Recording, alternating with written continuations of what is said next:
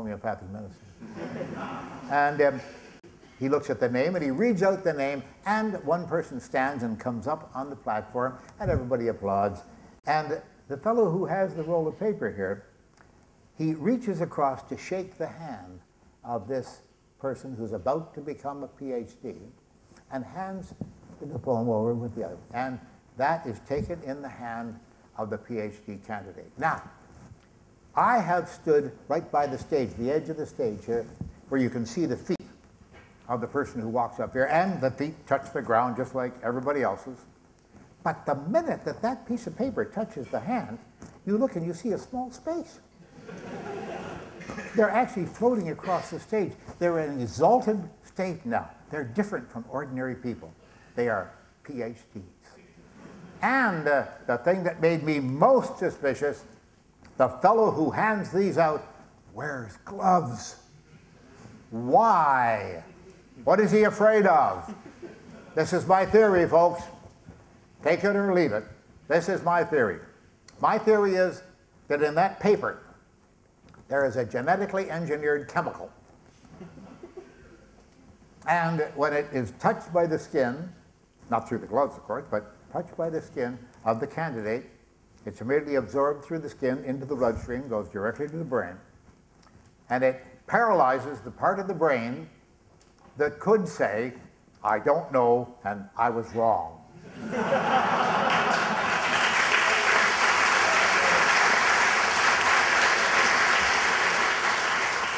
But why do I say that? Oh, because I've tested my theory.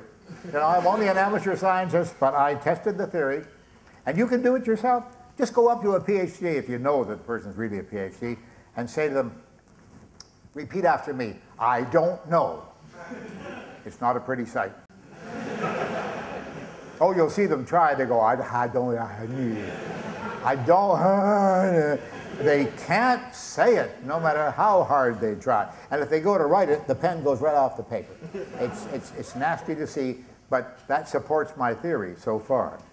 Yes, and I'm only joking, folks. I must repeat, I have total respect for education. I really do. But there are some devices that are being sold out there. I don't know whether they're sold in this country. It's possible, but I have one of them here. This is made by the Drymark company, who make felt-tip pens. They're very well known, very prosperous company. They issue these pens all over the world. This is a special pen, however. This says, right on the side, it says, the Drymark Counterfeit Detector Pen. This apparently will detect counterfeit money, phony bills, really. And it says it works on any currency. Well, we're going to give it a little try, shall we? I need a volunteer, someone from the audience. How about one of the young fellows at the end here? Would you like to step down here? And no? Oh, come on. I'm not going to bite you. Not right away. All right, a round of applause for the young gentleman, please. Right down here, please. How do you do? What is your name? I'm glad to hear from you, and I'm very happy that you were brave. The other fellow there, not so brave. But thank you. Well, here, take the pen if you would be so kind. And I have, let me see, I was going to ask you if you have a $100 bill, but maybe not. You don't have the trousers on for that. I have one right here, all right? Now, I'm going to ask you, American $100 bill, pardon me, make a mark on the piece of paper right there, would you please? Okay, what color do you think that is? What does it look like? Brown. Sort of brownish, yes. They call it amber because it says right on the pen, if you read it carefully. Thank you very much. A round of applause for the gentleman. Thank you. Now, it says right on the pen here that if the mark on the piece of paper is amber, or brown, if you will, that the bill is perfectly all right. Because if you take an ordinary piece of paper, now I just happen to have one of my business cards here, that's regular paper, printing paper, and if you make a mark on that, you can see very plainly from here that that's black, right? Quite black. The reason is, folks, that this pen only contains tincture of iodine. And if you know anything about basic chemistry, you know that iodine turns black when it's exposed to starch. And paper like this, that printing is done on, is covered in starch because it makes it move more freely through the printing presses, and it makes it whiter as well. So that means that this is a genuine bill. Really?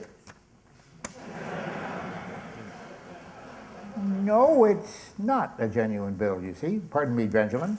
That's Benjamin Franklin. I never knew him. No. Almost, but I never knew him. I'm going to destroy this so the Secret Service doesn't come after me. So they're very fussy about things like that. Now, wait a minute. How did that test as a genuine bill? Because that's made with newsprint, the same kind of paper that they print newspapers on, and that does not have starch in it. They don't need starch in it. It's very cheap paper, and I bought that in an art store because some artists use it to sketch on. So it doesn't show up on newsprint.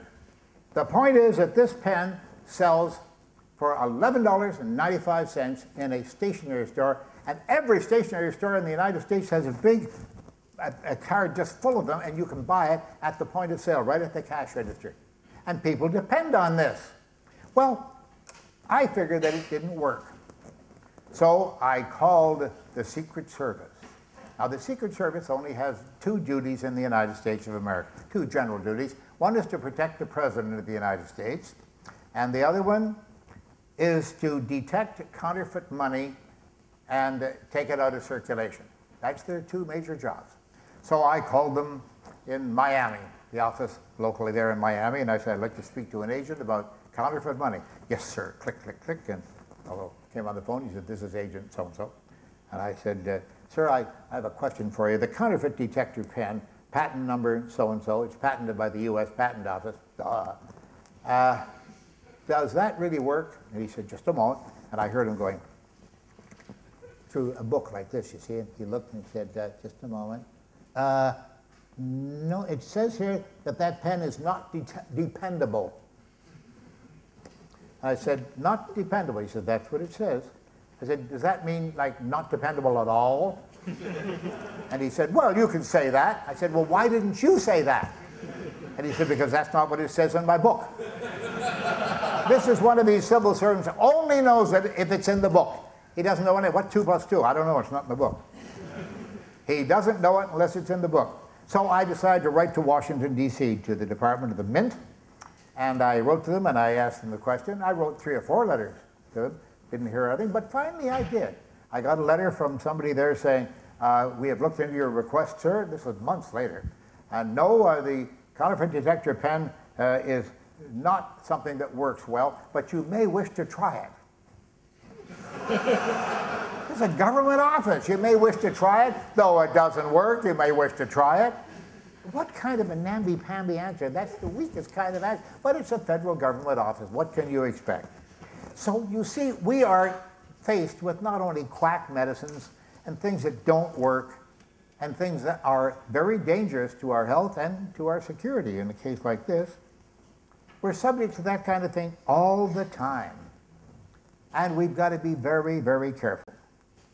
Time to show you another video. And this video is quite interesting because you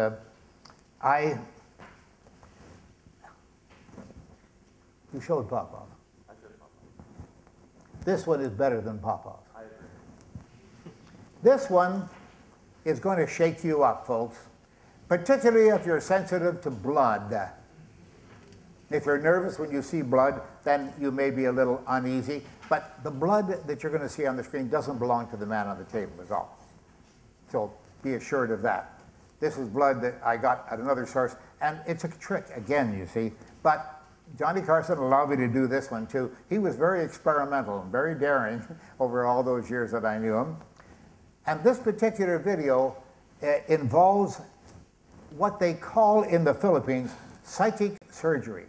They make a claim that they can take their bare hands, flexible hands, of course, bare hands and reach into the body and remove deadly tumors and poisons and such.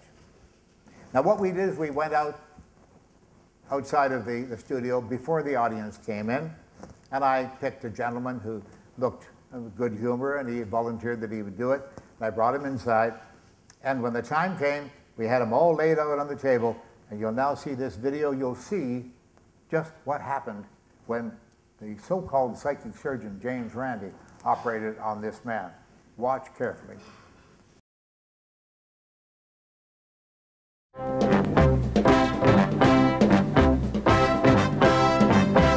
Okay, I want to point out again for the people who just might have joined us, for the people who might just have tuned in, a little word of warning here. If you have a queasy stomach, the sight of blood bothers you, we suggest you don't watch this. This is James Randi, who's going to give you an idea of what the psychic surgeons in the Philippines actually do on people who go down there and pay good money. You all set? Indeed. All right, we have our patient. It's all yours. Okay. Now, this is the time to look away if you need to, because it's going to get a little gory from now on. The psychic surgeons of the Philippines are, how you feeling, Sandy? Okay? Everything's fine. They're pretty heartless folks. They just don't much care for the feelings of people. They don't certainly care for their health at all. And of course, they're not in any way trained to do this sort of thing. They just put on an act as if they are trained. Now, what you're about to see is a bare-handed operation which appears to take place by actually penetrating the body. Believe me, what you're seeing is strictly special effects. It's sleight of hand and nothing more. And this is the way it looks.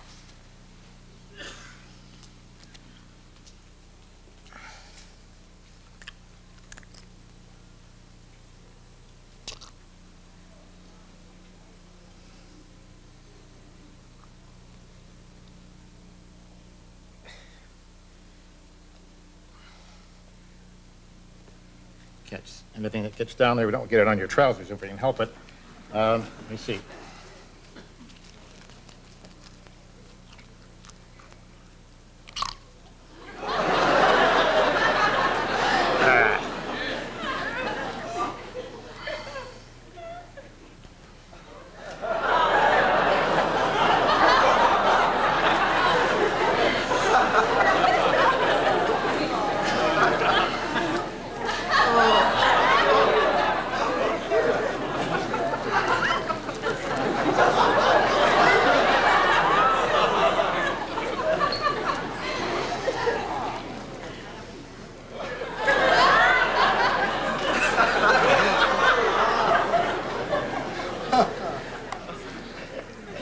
This is terrible. It's getting worse and worse.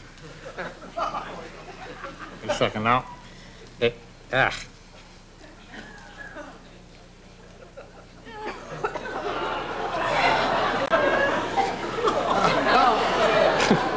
no, that doesn't come out.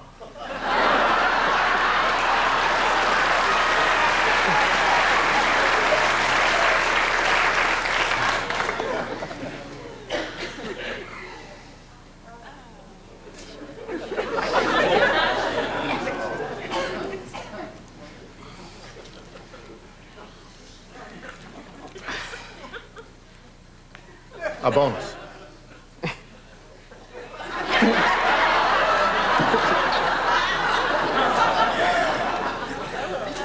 That's a bit better. Just a second. Just 1 second now. It may be better for you. You don't feel any better?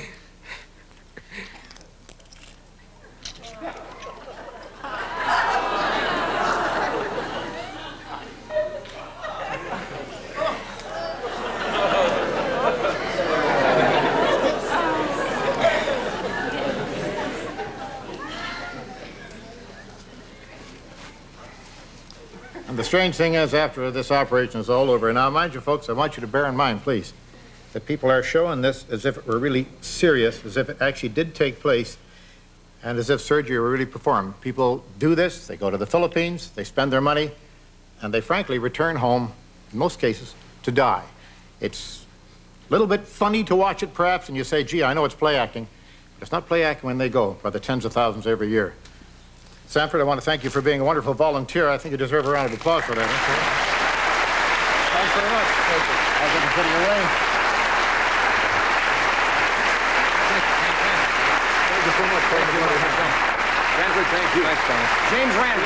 Sanford Rock. And thank you.